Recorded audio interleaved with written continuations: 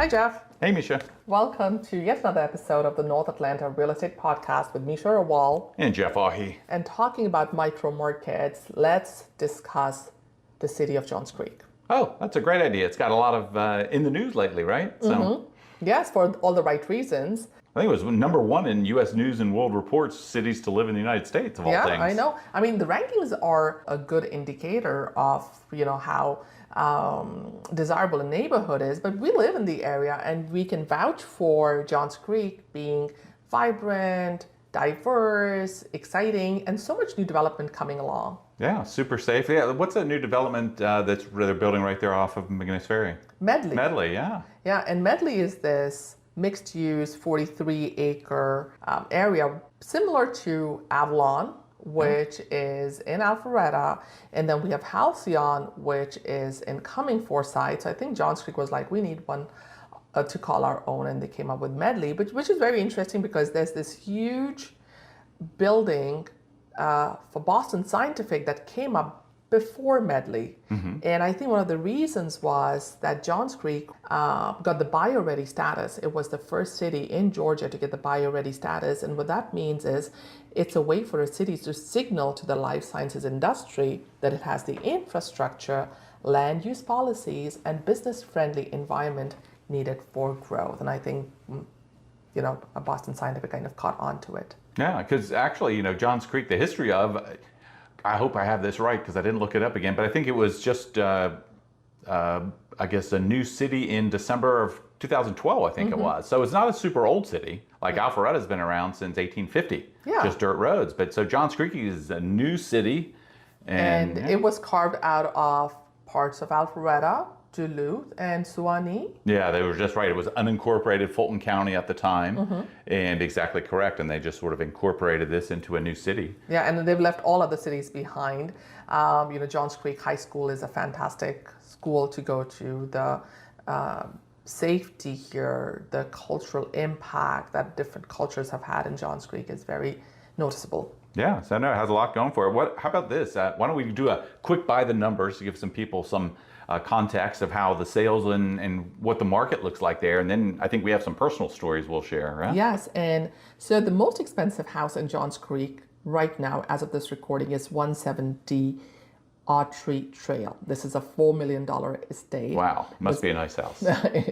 Built in 2005. It's got 6 bedrooms, 7 full bathrooms, and 5 half bathrooms. And I think it's the kind of house that is perfect for entertainment because the more number of half bathrooms you have, it kind of lets a buyer or who wants to buy the house that this house is perfect for entertainment because guests generally use half bathrooms. This one had a pool, so right, they can have big pool parties and everybody can run off and use their own bathroom. Yes, and it's got 11,000 square feet. Wow.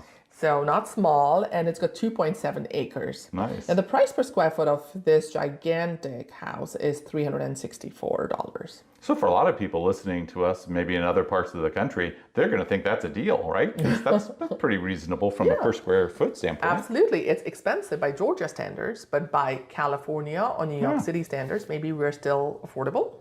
Yeah. So let's say we couldn't afford that. What if we were, all the way down towards the lower end? What is one of the most affordable homes you could find in Johns Creek? Well, for a single family house, as of this recording, it's 180 Preston Oaks. Now, the house needs a lot of work. Yeah, it's off of Old Alabama. Yeah, it needs a lot of work, but you can buy it for the grand price of $419,000. It's got 4 bedrooms, 2.5 bathrooms, and about 1,858 square feet. So the price for this fixer-upper is $226 per square foot, which is still a huge number. Yeah, so the one thing that's nice about when you're buying in Johns Creek, and even if you're getting one of these homes in one of the older neighborhoods and maybe some of the smaller ones, is you're getting a great schools with the property you're purchasing. So if you're just trying to get your family into a good school system, this is a great way to do it. Yeah, and I have a listing coming up within half a mile of both these houses at 10090 Jonesbridge Road, Unit 8. Yeah. And this is going to be a townhouse. Now, the good thing about this particular townhouse is there are no rental restrictions. Oh, wow, that's unique. So it's going to be great for investors because it's very hard to find a townhouse community which does not have rental restrictions. Very true. Yeah, and this is like a small little subdivision, and we're going to probably price it back between 475 and 480. It's on 3 levels, 3 bedrooms, 2.5 bathrooms, and I believe the price per square foot would be close to about $200, $195 to $200 per square foot. So it goes to show that yes, you can buy affordable investor property or even your own first home in Johns Creek. Nice, nice. Now you might be having a listing coming up in a different part of Johns Creek. Oh, yeah. So over in Seven Oaks, it was one of the neighborhoods that's, I guess it started in the late 80s, if I remember correct. That was when I first got into real estate. I remember back in 1988, I remember these 2 girls worked as a team and they came into the office. They were so excited. They sold this new home in Seven Oaks. And I was like, where in the world is that? It was like a whole nother, I was down in Buckhead at the time, and I didn't even know where this was. And I remember it was like $200,000. And at the time, that was just like this gigantic sale price. And so working on that, a nice gentleman, older gentleman who's going to be just downsizing, and he needs to sell. Now, home needs a bit of work, and it was kind of an interesting conversation we had. He's like, hey, I just want turnkey. I just want to get step out of this house. He's going to go up north and stay with his son, and he just wanted someone that could handle it turnkey, start to finish. And I told him, hey, look, I can do that. I'll get contractors in there and help get it all cleaned out, and I think it'll be a nice property in Seven Oaks, probably a couple months before we get it on the market, I suspect. Yeah, and Seven Oaks is one of the subdivisions that we looked at when we were moving to Atlanta, because it's got this gorgeous big fountain as soon as you come in. It's got swim tennis, and I think in one of our podcasts we even talked about our renting out a property in Seven Oaks off of Magnolia Circle. And if you buy that house today, it'd probably be $1.2 million, but we rented it out to a family for $4,900. So that would be the going rate in Johns Creek for a large 5-bedroom house on a basement. Okay, and then just some general stats. I guess can we touch on those? So some general sales information. If we're comparing August this year to August last year, the number of homes are actually up about 27%. So inventory's increased a little bit. Sales are down in number, at least in August, about 22% down. Prices. It depends how you want to look at it. Median price point, $810,000. That shows it down 4.7% from August last year. However, average sales price, $915,000, up 0.6%. And I think from both of us just working there, I don't think we would say that the market's really down almost 5% in price. But it maybe has that softening approach where maybe you'll get a little better deal on one property if seller really has to sell or something like that. Yeah. Talking about a seller really needing to sell, I just got a house under contract at 720 Eastbourne Okay, nice. Off of Abbott's Road. Yeah. And it's that little subdivision called Westbury. And one of my buyers decided to make an offer. This house was listed at 720.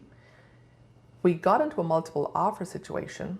Wow. Which is interesting in this market. It is. Because the inventory in Johns Creek is so low that when a house at that price point comes in, there is a lot of demand. So we got into a multiple offer situation.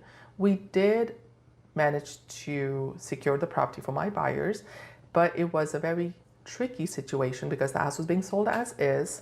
The seller was not ready to make any repairs on the property, and we had this other agent who was extremely aggressive in her offer. But I think we won it because our offer was well presented.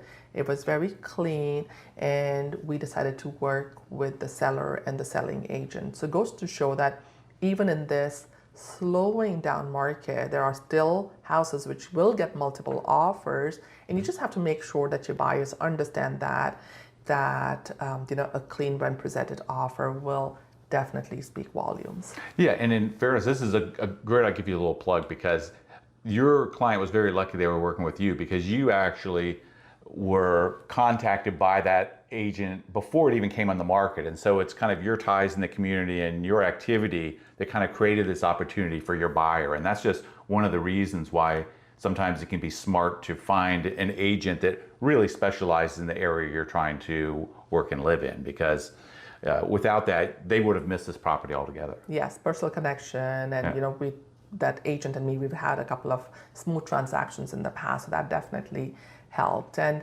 in this market, if you are looking to buy a house or you're looking to sell a house, or you just want to get an idea of what the market is like, reach out to Jeff Ahi or Meesha, that's me, and we'd be happy to work with you to understand what the trends are. Okay, I think that's a great idea. Absolutely, and that brings us to the end of this episode. This is Meesha Rawal And Jeff Ahi. signing off. Till our next episode. Bye-bye. Bye-bye.